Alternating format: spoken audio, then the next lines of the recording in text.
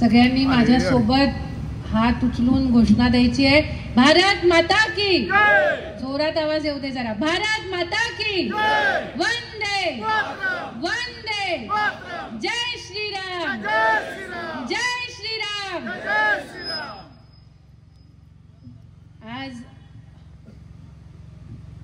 पक्षप्रवेशाच्या निमित्ताने इथे उपस्थित सन्माननीय व्यासपीठ आणि पक्षामध्ये प्रवेश करण्यासाठी येणारे सर्व भारतीय जनता पार्टीचे भावी कार्यकर्ते, म्हणजे आता लगेच काही मिनिटातच ते भारतीय जनता पार्टीचे सदस्य बनणार आहेत, असे सगळे माझ्या भावांनो आणि बहिणींनो आणि भारतीय जनता पार्टीच्या सगळे पदाधिकारी कार्यकर्ते इथे जे उपस्थित आहेत,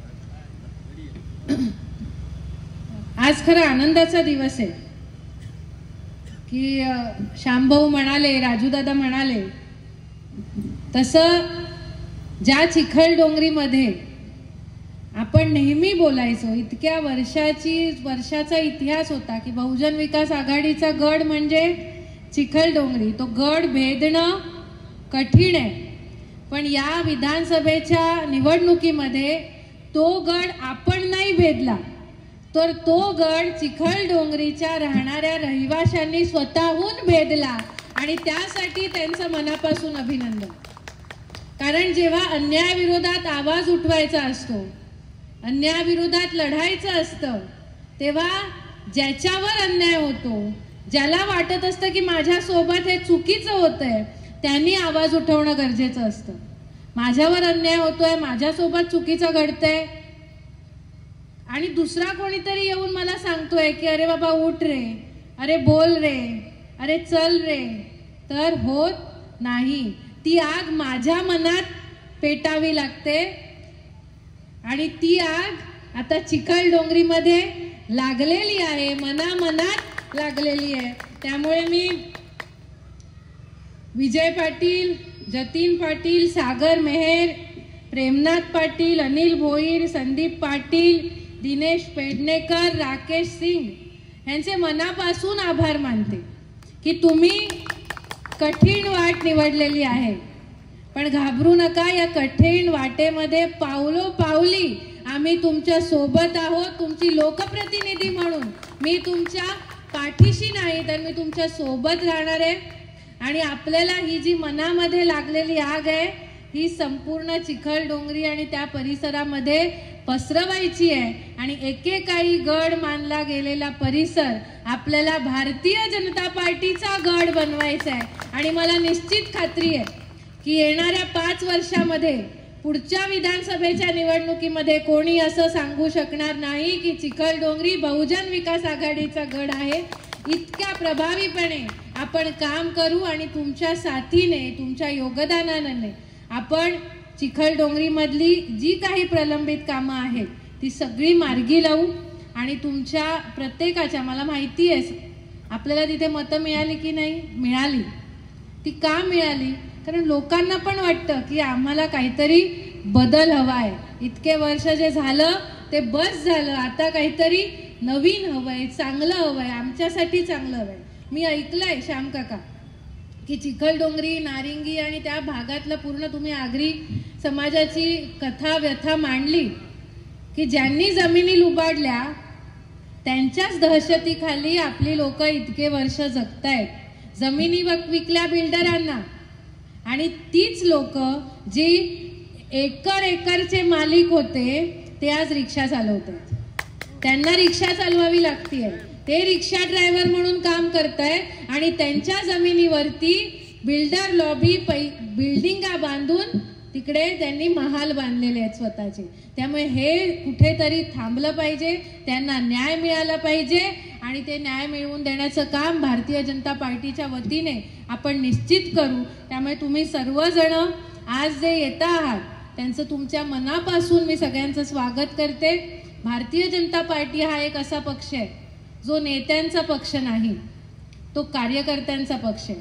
आपल्या सगळ्यांचे लाडके पंतप्रधान नरेंद्र मोदीजी सुद्धा स्वतःला भारतीय जनता पार्टीचा कार्यकर्ता म्हणवतात आणि म्हणून त्यांचा प्रत्येक कार्यकर्ता, मग तो महाराष्ट्राचे प्रदेशाध्यक्ष असू दे किंवा कोणत्याही राज्याचे प्रदेशाध्यक्ष असू दे, ते बूथ कमिटी प्रमुखापर्यंत प्रत्येक जण हा भारतीय जनता पार्टीचा कार्यकर्ता म्हणून काम करत असतो. आणि म्हणून संपूर्ण भारतामध्ये आज जर कोणती मोठी पार्टी असेल, सगळ्यात मोठी पार्टी असेल, तर ती भारतीय जनता पार्टी आहे. कारण हा पक्ष नेत्यांचा नाही, पुढाऱ्यांचा नाही, तर हा पक्ष जमिनीवर राहून लोकांसाठी काम करणाऱ्या कार्यकर्त्यांचा आहे. आणि आपलं भारतीय जनता पार्टीचा उद्देश एकच आहे, अंत्योदयाचं ध्येय. म्हणजे काय? अंत्योदय म्हणजे काय? तर रांगेतल्या शेवटच्या व्यक्तीचं हित, रांगेतल्या शेवटच्या व्यक्तीपर्यंत पोहोचणं हे भारतीय जनता पार्टीचं ध्येय आहे. आणि राजकारण, निवडणुका हे त्याचं एक माध्यम आहे. आपल्या ध्येयापर्यंत पोहोचण्यासाठीचं ते एक माध्यम आहे. ते माध्यम कसं आहे?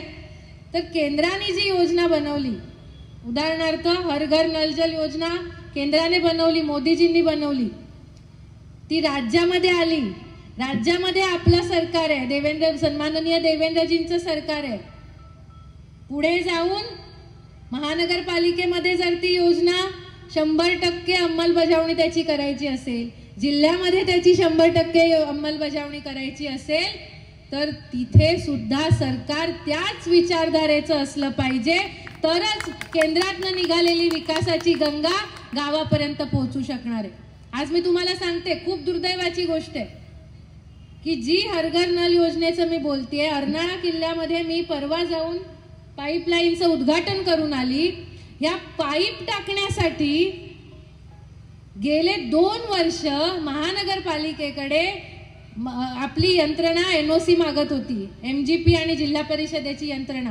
पण महानगरपालिकेमधले त्यावेळेचे तत्कालीन अधिकारी आणि त्यांच्या वरती, कारण की ते अधिकाऱ्यांचं तर काही चालत नव्हतं, हे आपल्याला माहिती आहे. सगळे ऑर्डर कुठून यायचे आणि ते कसे फॉलो व्हायचे हे सगळं माहिती आहे.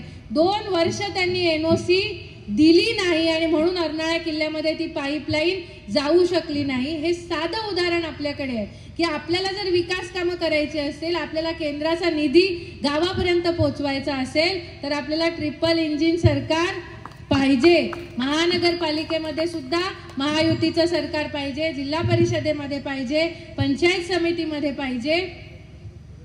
आणि म्हणून थेंबे थेंबे तळे साचे. आज आपण हा जो सगळा प्रपंच करतोय तो त्यासाठी करतोय की तुमच्यामधला प्रत्येक व्यक्ती भारतीय जनता पार्टीच्या विचाराने प्रेरित होऊन जेव्हा भारतीय जनता पार्टीमध्ये प्रवेश करेल, तेव्हाच आपलं थेंबा थेंबांचं मोठं तळं साचणार आहे, मोठा समुद्र होणार आहे. आणि तो समुद्र आपल्याला विकासाचा समुद्र बनवायचा आहे. आणि ह्या समुद्रात तुमच्या सर्वांची किंमत तशीच आहे, तेवढीच महत्वाची आहे. कोण छोटा कार्यकर्ता, कोण मोठा कार्यकर्ता, कोणाला कोणतं पद आहे, कोणाला कोणतं तिकीट मिळते, हे महत्वाचं नाही.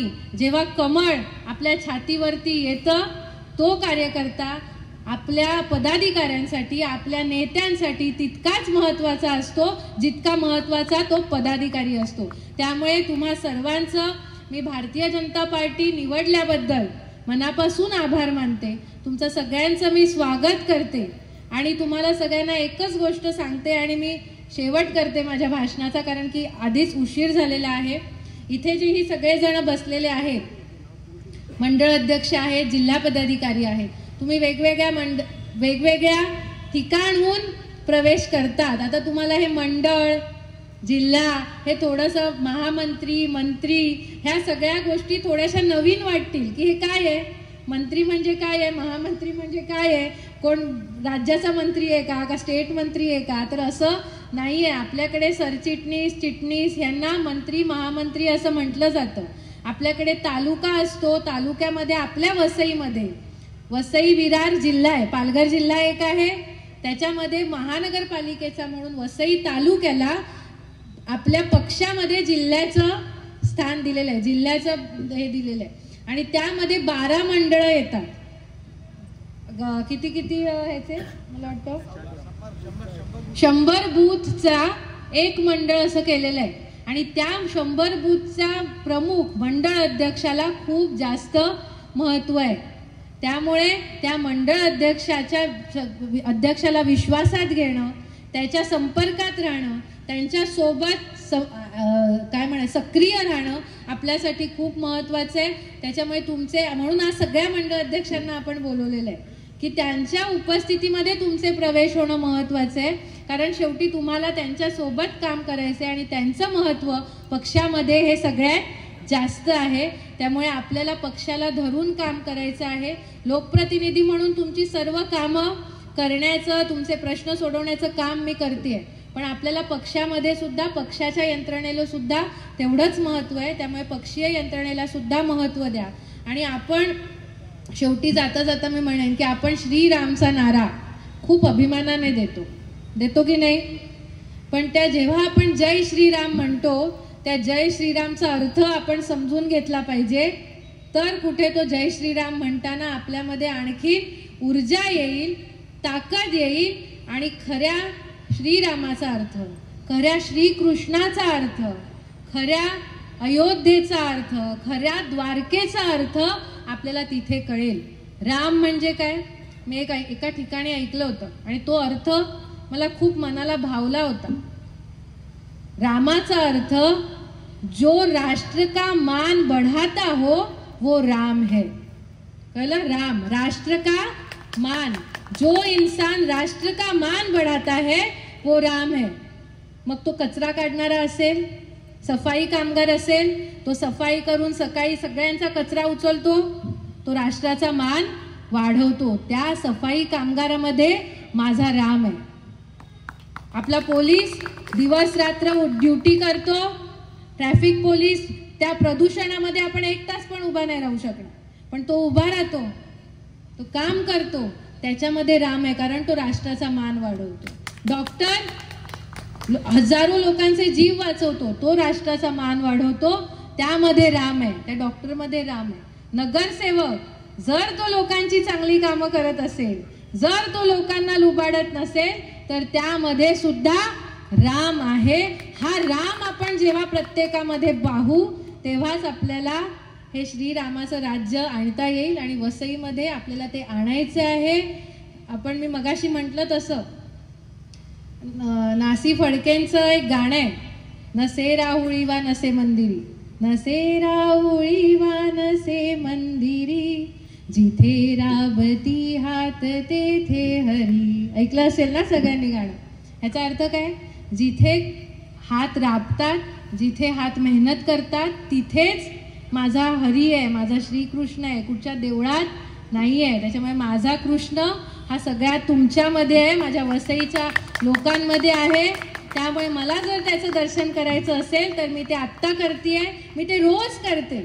जेव्हा एखादी महिला माझ्याकडे काम घेऊन येते आणि तिचा प्रश्न मी जेव्हा सोडवते, तिच्या डोळ्यामध्ये जेव्हा आनंद अश्रू येतात, तिच्यामध्ये मला ती राधा दिसते, तिच्यामध्ये मला तो श्रीकृष्ण दिसतो. मला इतर कुठेही जाऊन माझी पापं फेडायची नाही आहेत. माझ्या कामामधनं मी ते करू शकते, माझ्या कामामधनं आणि माझ्या लोकांची सेवा करूनच मला श्रीकृष्णाची आणि रामाची भक्ती करायची आहे, जी मला माझ्या नेत्यांनी, सन्माननीय नरेंद्र मोदीजींनी, सन्माननीय देवेंद्रजींनी, सन्माननीय रविदादांनी मला शिकवलंय. आणि त्यांच्याच पावलावर पाऊल ठेवून आज आम्ही सगळेजण चालतो. त्या रामाची भक्ती आपल्याला करायची आहे, ज्या रामाच्या डोळ्यात आज अश्रू आहे. ते अश्रू पुसले तर तिथे खरा राम प्रगटेल, तिथे खरा श्रीकृष्ण प्रगटेल. त्याच्यामुळे तुमचं सगळ्यांचं पुन्हा एकदा राम मानणाऱ्या, राष्ट्र का मान बढ़ाने वाले पार्टी में बहुत बहुत स्वागत है. राष्ट्राचा मान वाढवणाऱ्या पार्टीमध्ये, पक्षामध्ये तुमच्या सर्वांचं खुल्या दिलाने स्वागत आहे. आता तुम्ही आलेला आहात, आणखीन तुमच्यासोबत पुन्हा लोकांना आपल्याला घेऊन यायचे आणि हा पक्ष आपल्याला सगळ्यात मोठा पक्ष, जसा देशातला मोठा पक्ष आहे तसा आपल्याला राज्यातला मोठा पक्ष, वसईतला सगळ्यात मोठा पक्ष आपल्याला भारतीय जनता पक्ष करायचा आहे. आणि तुम्ही तो सगळेजण मिळून कराल अशी मला आशा आहे. पुन्हा एकदा तुम्हा सर्वांचे मनापासून धन्यवाद आणि आभार. जय हिंद, जय महाराष्ट्र. पुन्हा एकदा घोषणा द्या, पण आवाज दुपटीने वाढलेला पाहिजे. भारत माता की, भारत माता की, वंदे वंदे, जय श्रीराम. धन्यवाद.